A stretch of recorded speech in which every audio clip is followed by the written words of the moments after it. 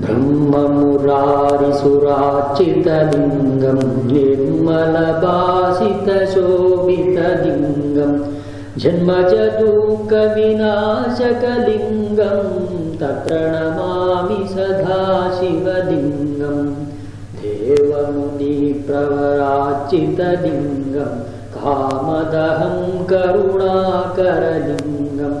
रावणतर्पविनाशनलिङ्गं तत्प्रणमामि सदा शिवलिङ्गं सर्वसुगन्धिसुलेपितलिङ्गं बुद्धिविवर्धनकारणलिङ्गं चित्तसुरासुरवन्दितलिङ्गं तत्प्रणमामि सदा शिवलिङ्गं कनकमहामणिभूषितलिङ्गं फणिपतिवेष्टितशोभितलिङ्गं तक्षयसूयज्ञविनाशनलिङ्गं तत्प्रणमामि सदा शिवलिङ्गं कुङ्कुमचन्दनलेपितलिङ्गं पङ्कजहारसुशोभितलिङ्गं सञ्चितपापविनाशनलिङ्गं तत्प्रणमामि सदा शिवलिङ्गं देवगणार्चितसेवितलिङ्गं भावैर्भक्तिभिरेव च लिङ्गं दिनकरकोटिप्रभाकरलिङ्गं तत्प्रणमामि सदा शिवलिङ्गम्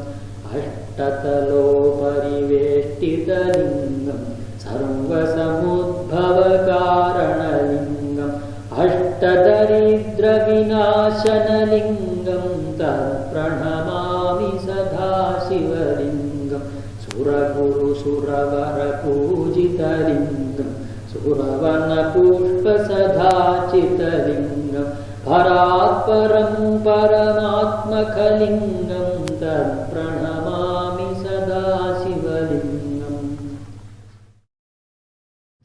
लिङ्गाष्टकमिदं पुण्यं य पठेत् शिवसन्निधौ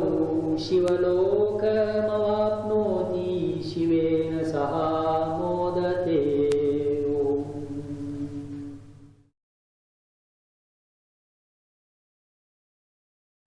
शम्भो महादेव देवा शिव शम्भो महादेव देवेश शम्भो शम्भो महादेव देवा पालावनम्रकिरीटं फालनेत्रादिशादक्तपञ्चेषु कीटं शूलाहदारादिकूटम् शुद्धमत्तेन्दुचूडं भजे मार्गबन्धुं शम्भो महादेव देवा शिव शम्भो महादेव देवेश शम्भो शम्भो महादेव देवा अङ्गे विराजद्भुजङ्गम् अभ्रगङ्गाधरङ्गाभिरामोत्तमाङ्गम् ओङ्कारवाटिकूरङ्गं सिद्धसंसेविताङ्घ्रिं भजे मार्गबन्धुं शम्भो महादेव देवा शिव शम्भो महादेव देवेश शम्भो शम्भो महादेव देवा नित्यं चिदानन्दरूपं निघ्नुताच्येष लोकेश वैरिप्रतापं कात्तस्वरागेन्द्रशापं कृत्तिवासं भजे दिव्यसन्मार्गबन्धुं शम्भो महादेव देवा शिव शम्भो महादेव देवेश शम्भो शम्भो महादेव देवा कन्दर्पतर्पणमीशं कालकण्ठं महेशं महाव्योमकेशं कुन्दापदन्तं शूरेशं कोटिसूर्यप्रकाशं भजे मार्गबन्धुं शम्भो महादेव देवा शिव शम्भो महादेव देवेश शम्भो शम्भो महादेव देवा। मन्दारभूतेरुधारं मन्दरागेन्द्रसारं महागौरीयदूरं सिन्दूरदूरप्रचारं सिन्दूराजातिधीरं भजे मार्गबन्धुं शम्भो महादेव देवा शिव शम्भो महादेव देवेश शम्भो शम्भो महादेव देवा अप्पय्य यज्वेन्द्रगीतं स्तोत्रराजं पठेद्यस्तु भक्त्या प्रयाणे तस्यार्थसिद्धिं विदत्ते मार्गमध्ये भयं शाश्वतोषो महेश शम्भो महादेव देवा शिव शम्भो महादेवेश शम्भो शम्भो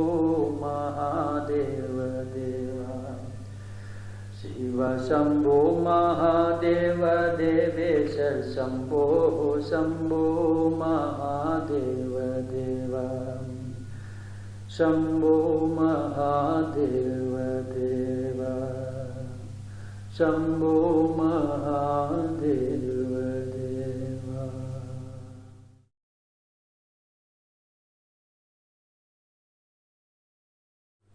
कर्तुराज्ञया प्राप्यते फलं कर्म किं परं कर्म तज्जडं कृतिमहोददौ पतनकारणं फलम् अशाश्वतं गतिनिरोधकम् ईश्वरार्पितं नेच्छयाकृतं चित्तशोधकं मुक्तिसाधकं कायवाङ्मनः कार्यमुत्तमं पूजनं जप चिन्तनं कृमा जगत ईशदीयुक्तसेवनम् अष्टमूर्तिभृदेवपूजनम् उत्तमस्तवा तुच्छमन्ततः चित्तजं जप ध्यानमुत्तमम् आज्ञधारया स्तोत्रशासनं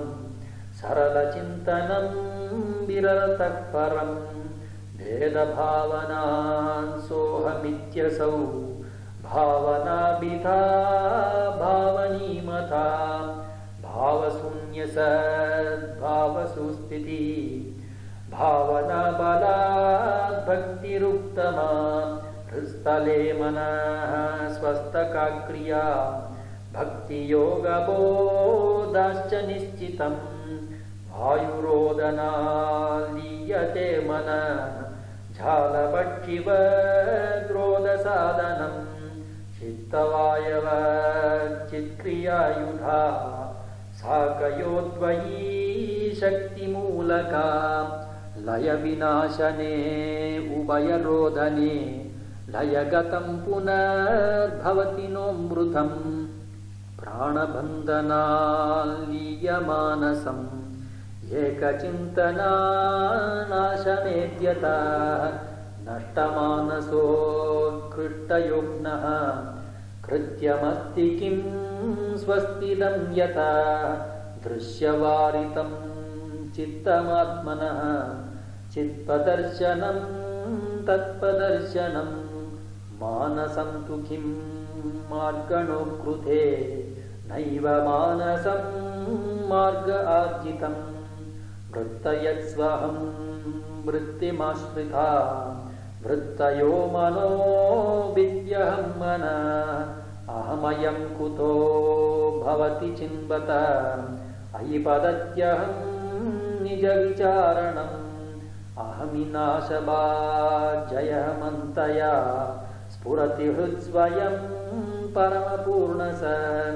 इदमहं पदाभित्यमन्वहम्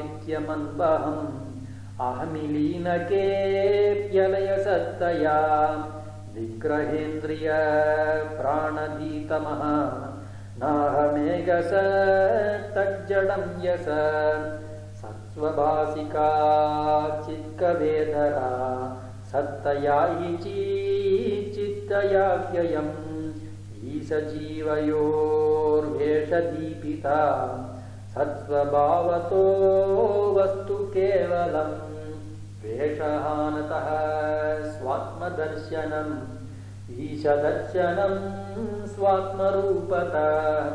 आत्मसंस्थितिः स्वात्मदर्शनम् आत्मनिर्भयात्मनिष्ठता ज्ञानवर्जिता ज्ञानहीनची ज्ञानमस्ति किं ज्ञातुमन्तरं किं स्वरूपमी आत्मदर्शने अव्यया भवा पूर्णचित्सुखम् बन्धमुच्यते तं परं सुखं विन्दतीह जीवस्तु दैविक अहमभेदकं निजविभानकं महदिदन्दभो रमणवाक्यम्